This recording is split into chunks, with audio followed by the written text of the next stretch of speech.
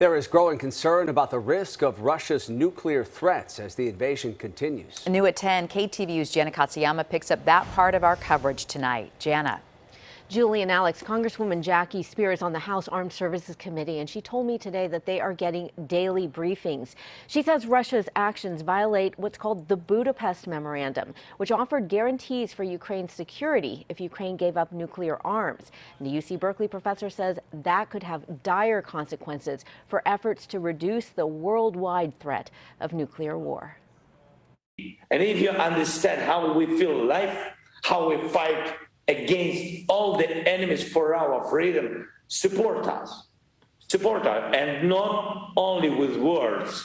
Ukrainian President Volodymyr Zelensky pleaded Monday for Americans to help them stop the Russian invasion. Concerns over nuclear threats are growing as Russian President Vladimir Putin has allowed attacks that threaten Ukraine's nuclear facilities.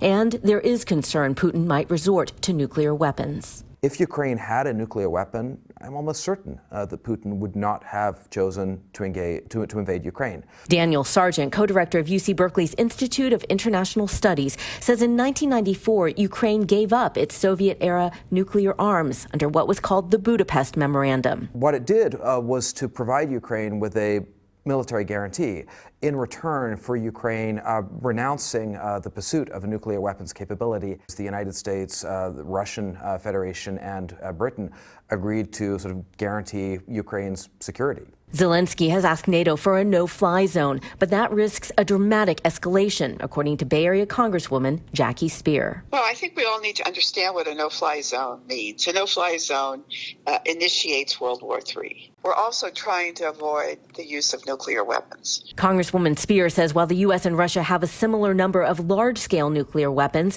Putin might consider using smaller nuclear arms. He is also probably looking at what are called tactical nuclear weapons, which are smaller in nature and can be targeted to, specific areas. It's estimated that they have some 2,000. The United States probably has only 200. Sargent says Ukraine's situation could have very serious long-range implications. Countries that are currently non-nuclear states, protected by the American nuclear umbrella, will have a powerful incentive to develop nuclear weapons of their own.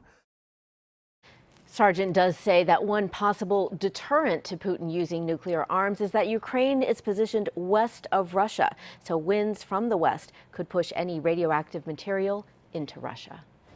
Jana Katsuyama reporting live in the newsroom tonight. Jana, thank you.